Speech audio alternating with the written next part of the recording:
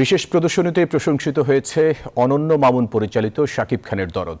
উৎসবহীন সময়ে বিগ বাজেটের সিনেমা মুক্তি দেয়ায় খুশি শাকিব ভক্তরা। দরদ 2 দেখার দাবি জানালেও নির্মাতা বলছেন এখনই ভাবছেন না সিকুয়েলের।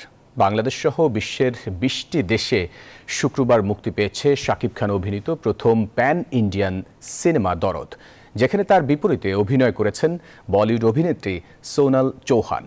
নির্মাতা অনন্য মামুন জানান, তুফানের পর জুলাই আগস্ট পরবর্তী প্রেক্ষাপটে দরদই সবচেয়ে বিগ বাজেটের সিনেমা।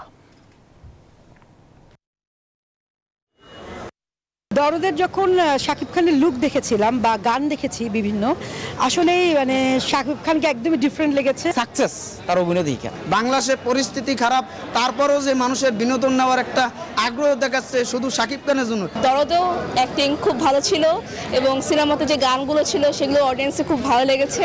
দরদ 2 আসবে কিনা সেটা নিয়ে আমরা কোনো ডিসিশন নেই নাই, এখন শুধু আমরা দরদের মধ্যে আছি। কোনো ফেস্টিভ্যাল না যেহেতু এখন, বাট তবুও শাকিব খানের তো একটা ব্যাপার আছে, আর এই মুভির প্রচুর হাইপ আছে।